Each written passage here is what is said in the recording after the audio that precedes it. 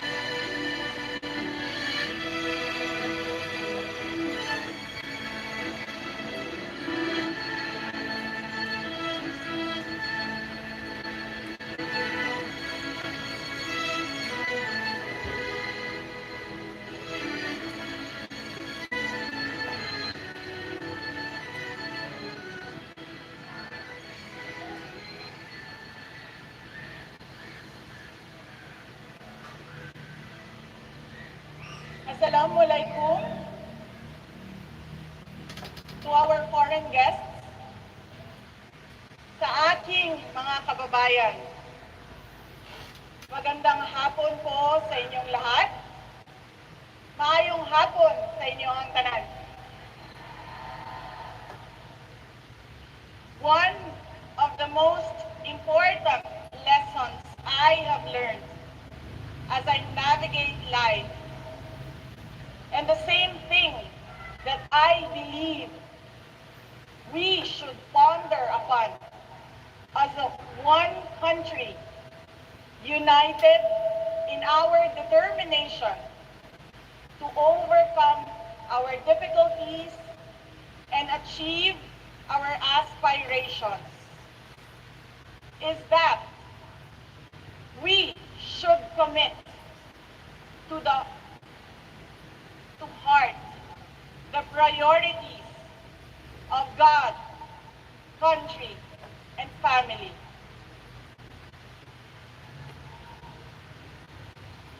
My life is a testament to the power of a God whom we know by many names. My younger self was consumed by a dream to become a doctor. I pursued a pathway that I thought could help me realize that dream. But I was directed toward another way. And now I am a lawyer. When I committed myself to governance and public service, I was also determined to finish 3 consecutive terms as mayor. That will not happen anymore. I am now the Vice President-elect.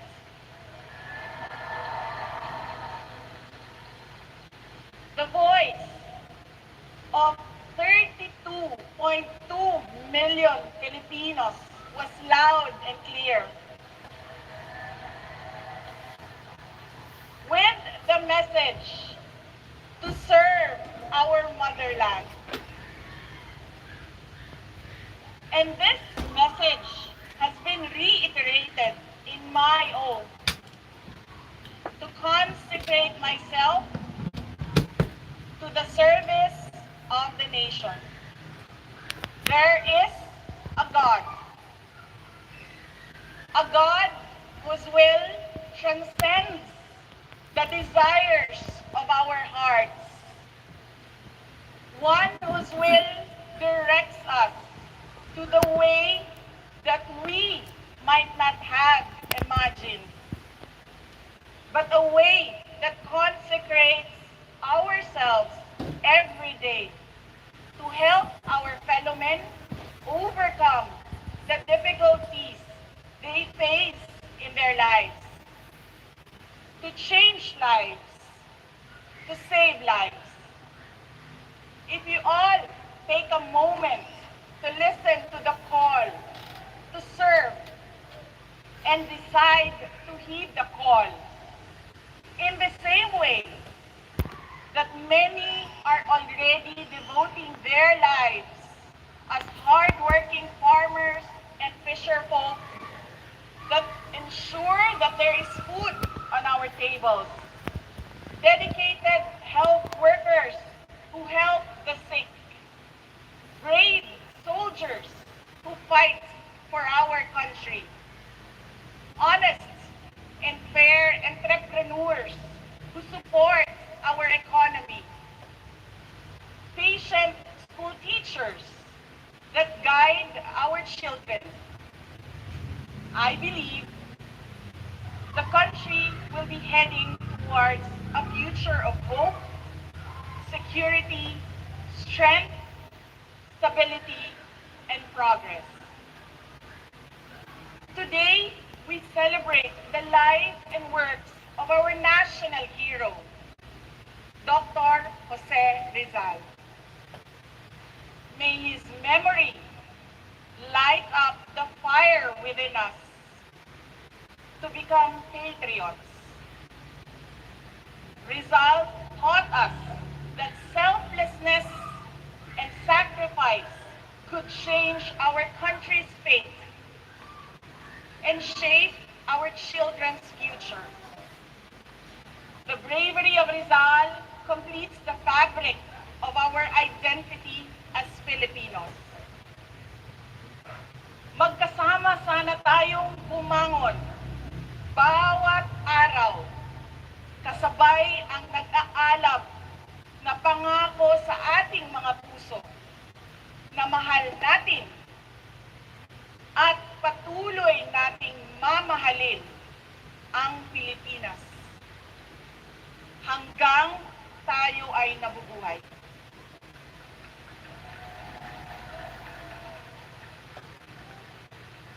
Let us show our love for our country by taking care of our families and communities despite the unending challenges that come their way. Today is Father's Day.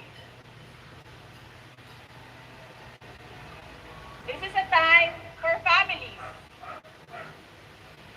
But you are here with me. Daghang salamat sa inyong pagtambong o pagkuyog kanako niining adlaw. Happy Father's Day to all the fathers who make sure that another person is given the best of everything. Today, our children are facing a very complex future, one that is rife with conflicts and uncertainties.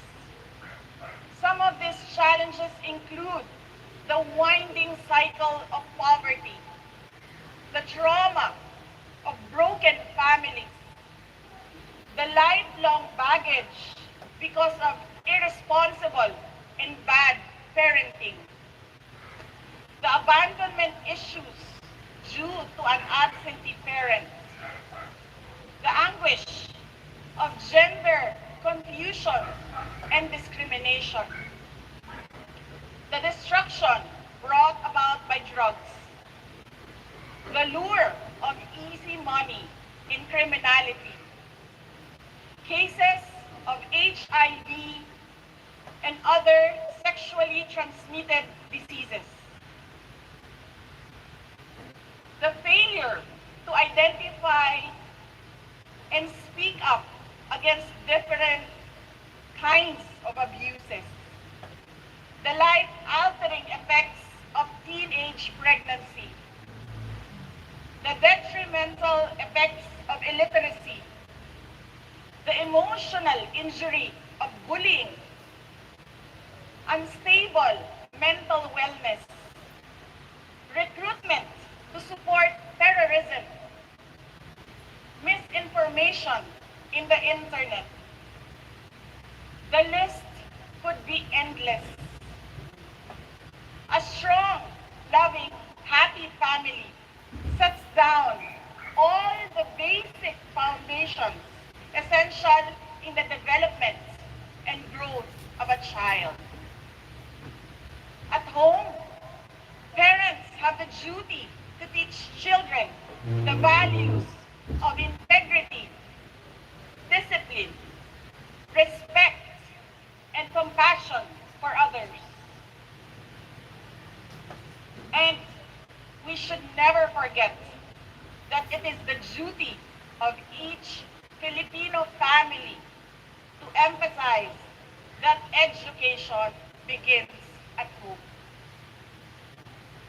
Atong isilsil sa ilang alimpatakan na ang maayong pamatasan, edukasyon, ug pagpaningkamot maoy magdala kanila palayo sa kinabuhi nga puno og kalisod. Padulong sa maayong kinabuhi nga ilang ginahandog.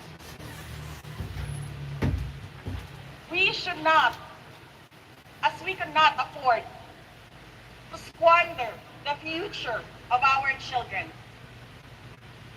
The days ahead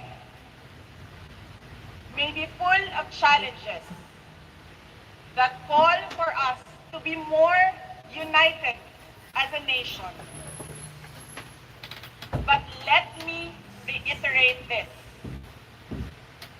We can never go wrong if we are a people dedicated to honoring the will of God, to serving our country and our fellow men, and protecting the integrity of our families and the future of our children. Ako po si Inday Sara, a proud Davaoeña, very proud, a proud Mindanaon. Hindi ako ang pinakamagaling o pinakamatalinong tao sa Pilipinas at sa mundo. Ngunit, walang makakatalo sa tibay ng puso ko bilang isang Pilipino. Mabuhay ang Pilipinas! Daghang salamat.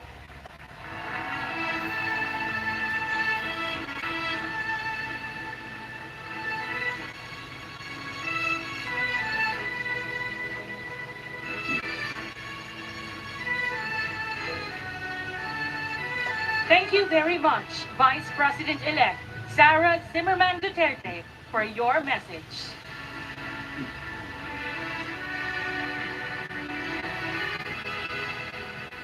We will now have the photo opportunity with Vice President-elect Sara Zimmerman Duterte. May we request President Rodrigo Roa Duterte, Mrs. Elizabeth Zimmerman Duterte, and Associate Justice Ramon Paul Hernando to join the Vice President-elect.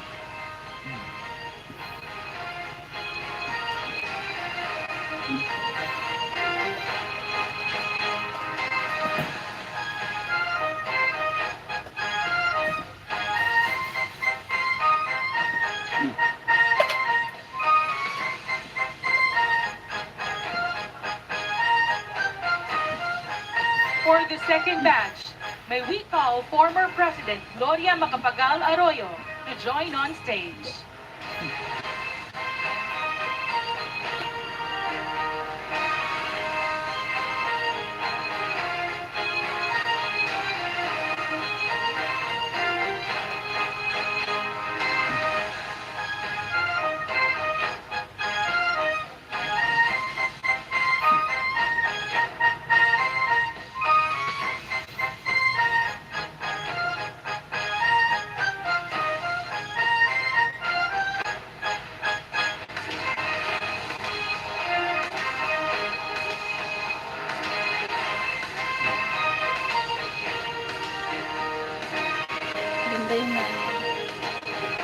Thank you, Associate Justice Hernando and former President Arroyo. And for the third batch, the Vice President-elect with her parents, President Rodrigo Roa Duterte and Mrs. Elizabeth President, lapit ka Zimmerman naman. Duterte.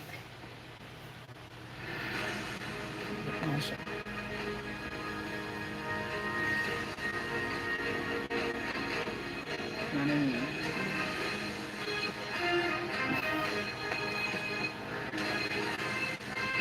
For the fourth batch, may we call on stage the Duterte, Zimmerman, and Carpio family members to join the Vice President-elect and her parents. President Duterte stuck up.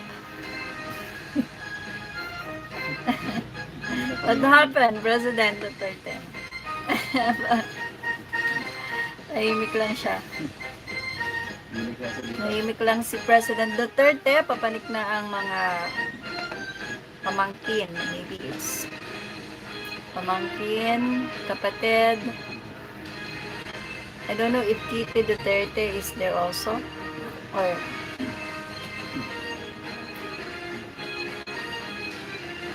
is that in kay Sara's kids?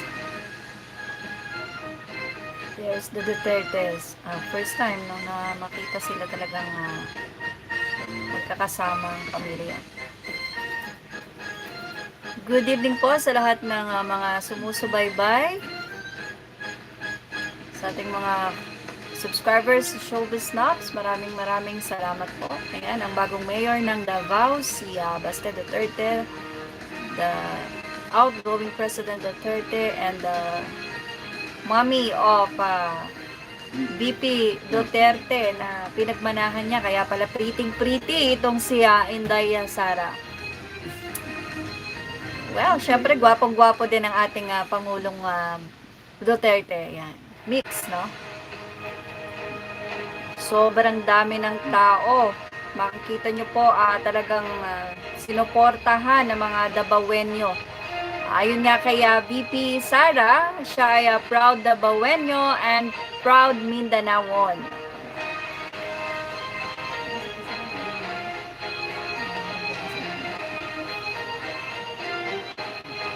Thank you, Mr. President, Mrs. Zimmerman. Maayong Duterte, gabi and sa iyong tanan, sa imong tanan. At this point, Sa lahat the po Vice ng President-elect nanonood. will be joined by her spouse, Attorney Manasseh Carpio, and their children, Micaela Maria, Mateo Lucas, and Marco Digong.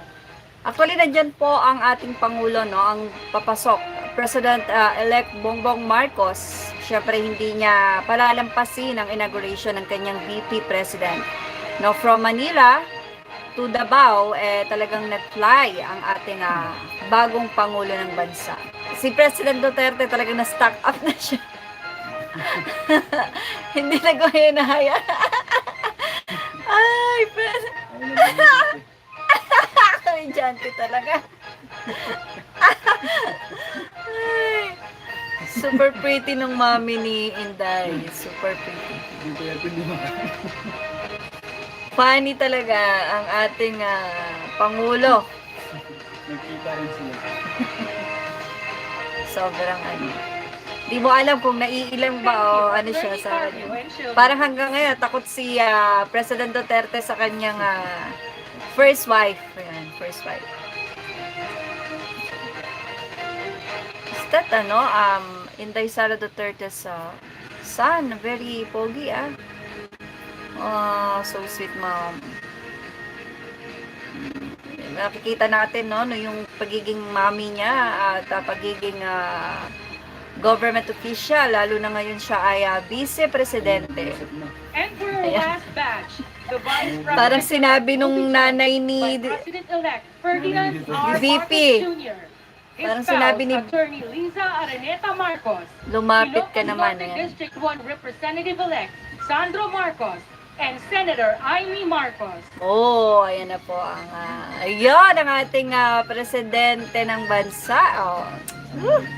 Talaga naman next na siya, no, na June 30 ang inauguration ng ating President-elect Bongbong Marcos.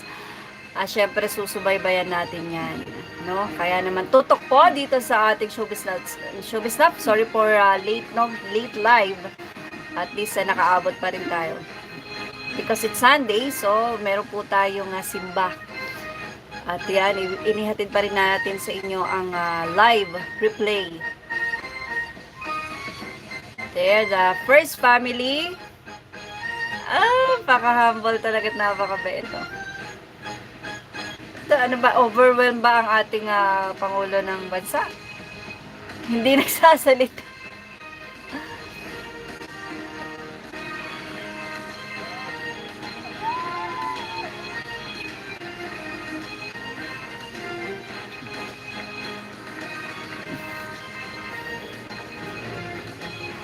Silang tatlo yung nagpunta. Si Sandro, si First Lady Lisa. Thank you, President-elect And then- Bongbong Marcos and family.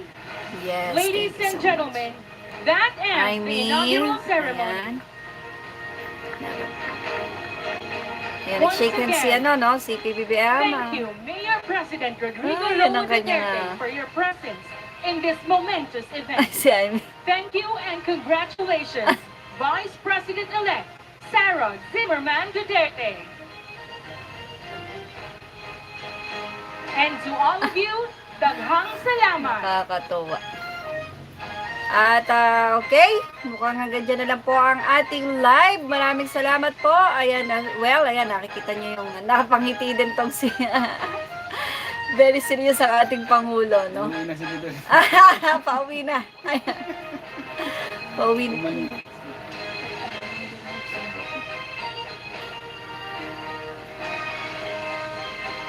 So, nagkwentuhan pa sila.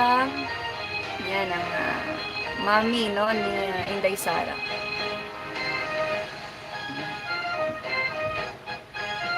Hanggang dyan na lang po ang ating live. Maraming salamat and see you all. Tapusin po natin.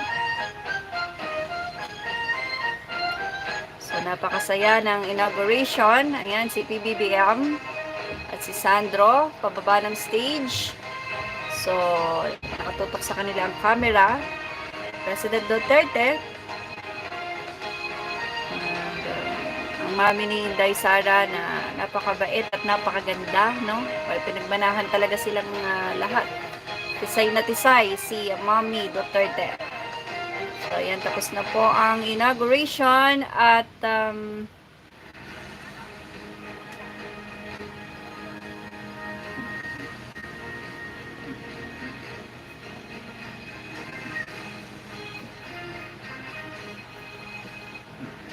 ayan. Napaka ganda ng nasabing inauguration, no? So simple yet so very crowd. Yung crowd niya ay talaga namang napakadami. So ayan, palabas na ang mami ni VP Inday Sara Duterte. Habang si Inday Sara, ayan, no, si Senator Bong at si Miss Lani.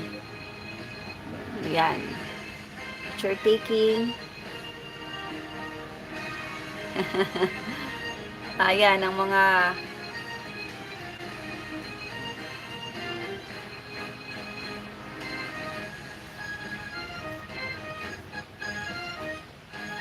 so, ayan, dagsana. Mamaya pa makakaalis si Vice President, no? At papaunlakan niya pa ang mga nako, ang dami nang nag-akyatan sa stage, no? Ayan. Napakadaming tao. So, well, it's 32 million ang sumuporta sa ating VP, no? At for sure, ang magiging inauguration ng ating Pangulo ng Bansa ay magiging emotional. At yan ang ating tututukan. Excited na nga ang marami ngayon. Ay formal na nga po nanumpa si Vice President-elect Sara Duterte. Sara Zimmerman Duterte, kindly proceed to the Quezon Park. Our ushers will guide you.